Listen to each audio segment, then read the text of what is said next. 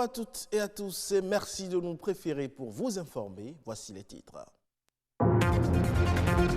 Ils sont chargés de la sécurité des engins à l'entrée de certaines institutions et même des marchés. La garde de moto, une activité en plein essor au Bénin.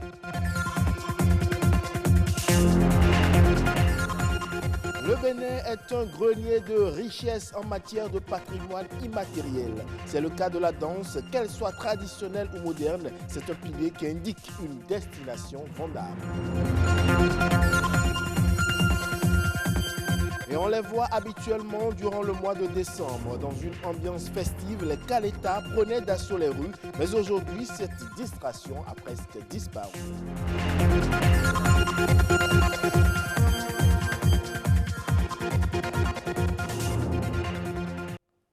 Et je le disais à l'entame de ce journal, ils font partie du décor qu'offre la façade de plusieurs entreprises et institutions à Cotonou. Ils assurent la sécurité des motos pour permettre aux propriétaires de ces engins à deux roues de vaquer en toute quiétude à leurs occupations. Cette activité en plein essor nourrit-il son homme? C'est un reportage signé Francis Soiton, Nelly Houanou.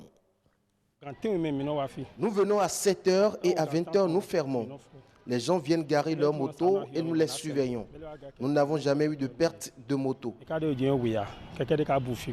Tel est le quotidien de Daniel. Son activité est de veiller sur ses motos.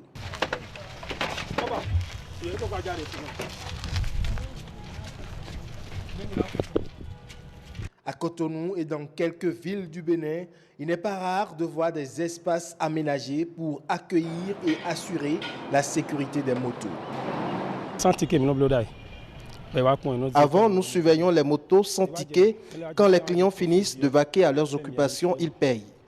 De plus en plus, avec l'affluence de la clientèle, nous avons loué cet espace pour mieux veiller sur les motos.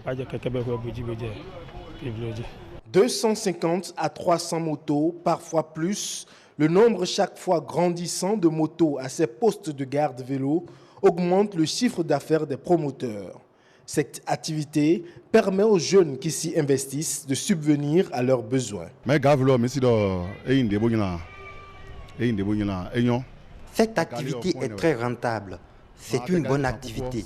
Tu paies 100 francs toutes les fois que tu nous confies ta moto de jour comme de nuit. C'est par cette activité que nous payons le loyer, l'emplacement pour le garde vélo. Nous assumons les besoins de notre famille. C'est un métier qui est un peu difficile, mais c'est bon. Ça nourrit dans ma question. Bien que cette activité génère de bons revenus aux acteurs de ce domaine, ils font également face à des difficultés. Cette activité est très difficile. Quand tu assures la garde d'une moto, la crainte de la perdre est permanente. Voyez mes paumes de main. Elles sont sèches.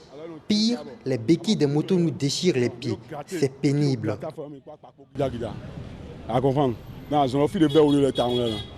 Garde vélo, cette activité banalisée par le grand nombre semble rentable selon les acteurs. Mais au regard de leur nombre croissant, une organisation s'avère indispensable pour en faire un secteur porteur pour l'économie nationale. Parlons à présent des danses traditionnelles. Le Bénin en compte plus d'une centaine dans son répertoire des arts et cultures. Elles constituent une immense richesse du patrimoine culturel. Et comme la musique, chaque danse porte un nom et peut constituer une offre touristique. Comment cela est-il possible et sur quel levier les gouvernants doivent-ils mettre l'accent pour valoriser le tourisme à travers les danses culturelles? Rapi Goudou, gestionnaire de patrimoine, nous en dit un peu plus. Il y a le Zenli, que tout le monde connaît, qui est rénové par une icône à l'Équiraou. Il y a le Rungan, il y a le Doba, il y a le Toba Ragné, il y a... Donc ça, je vis déjà un peu vers la zone Marie, pour dire qu'il y a le Toba, il y a le Tiengoumen, il y a le Abadja, du côté du Mono, il y a le Atipé, il y a le Gogourou, il y a le Zenli Bété du côté de Saroué, il y a le Akotozeli du côté de Lomé, il y a par exemple le Tipenti du côté de l'Atakora, il y a le Tilaberi du côté de Wama, il y a le Atcharoun, il y a le Adjogan au niveau de Lomé, par exemple de Porto Novo, c'est une danse princière. Potentiellement, c'est une offre touristique, mais de façon pratique, cela vient accidentellement. Pendant le 10 janvier, la période du 10 janvier, il y a le professeur Alade Kofi, qui est aujourd'hui un trésor humain vivant en matière de danse traditionnelle au Bénin, qui organise le Festival international de la danse Agogo. Et ce festival, quand les gens finissent les visites touristiques dans la journée, le soir, ils viennent justement à la place du Fort Français pour se divertir, pour voir encore un autre aspect, l'aspect immatériel de notre richesse touristique. Donc, ils le vivent en direct donc, de la scène et c'est plusieurs danses, variétés de danses qui se pratiquent devant eux. Donc, cela leur donne le goût de revenir chaque année. C'est là où l'importance, toute l'importance de la mise en tourisme du patrimoine immatériel, notamment des événements qui promeuvent les danses traditionnelles, ce que les autres n'ont pas chez eux, les rituels, les savoir-faire. Quand vous prenez par exemple le Rungan d'Abomey, vous allez voir des pagnes tissées avec des tentures, des dessins qui sont uniques, des toiles appliquées. C'est ça en fait. Et donc les gens vont être attirés par ça pour dire « Ah ça, je veux bien voir ça » et l'artisanat accompagne. Vous connaissez certainement le Kaleta. C'est un patrimoine culturel qui malheureusement se meurt au Bénin. En effet, quand on évoque ce nom, beaucoup de Béninois se rappellent leur enfance, surtout en période de fête. Aujourd'hui, la danse Kaleta se fait de plus en plus rare dans certaines localités, plus précisément à Cotonou. C'est le constat fait par nos reporters. Danse Kaleta dans un quartier de Cotonou en pleine journée. Cela suscite l'admiration des passants. Rémi, irrésistible au rythme et au pas du Kaleta, s'arrête. Il a la nostalgie. Quand j'ai vu les enfants en train de s'amuser, j'ai eu une grande nostalgie. J'étais un vrai champion dans ça. Quand moi je préfère Kaleta et je rentre dans une ruelle là. Même si tu n'as pas l'argent, tu iras prêter pour venir me donner. Une joie dont se souvient aussi cette sociologue. On avait même envie de les suivre parce que ça dansait, ça jouait de très bons morceaux, des morceaux populaires qu'on connaissait. Et les Kaleta, la particularité, c'est que celui qui porte le masque Kaleta, c'est un très bon danseur. Mais il y a aussi les batteurs, ceux qui l'accompagnent, et les chanteurs qui sont là, qui font des hymnes extraordinaires. Un peu plus loin, nous rencontrons ce Kaleta en solitaire.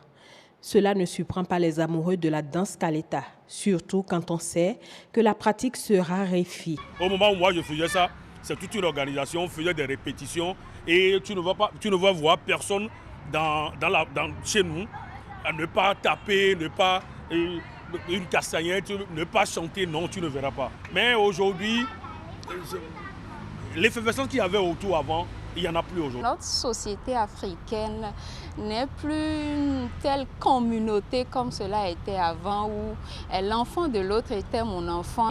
Et donc, du coup, il y a un aspect, il y a un regard qu'on pose sur l'enfant qui n'est plus le même.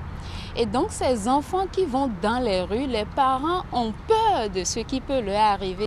Et il y a l'autre aspect d'insécurité, mais cette fois-ci au niveau des enfants. Parce que lorsqu'un Kaleta vient danser chez moi, et qu'au bout de sa démonstration, lorsqu'il part, je constate qu'il y a des objets qui ont disparu dans ma boutique ou dans mon atelier.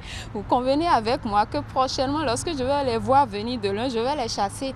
Et lorsqu'on les chasse une fois, deux fois, trois fois, vous comprenez que leur ardeur est émoussée. Et il y a un autre aspect que je peux citer. Le Kaleta, lorsqu'il finit de danser, on lui donnait quelque chose juste pour le gratifier, le remercier de sa prestation et tout, parce qu'on est content. Mais aujourd'hui, quand le Kaleta vient vers vous, il tend en même temps la main et il demande de l'argent.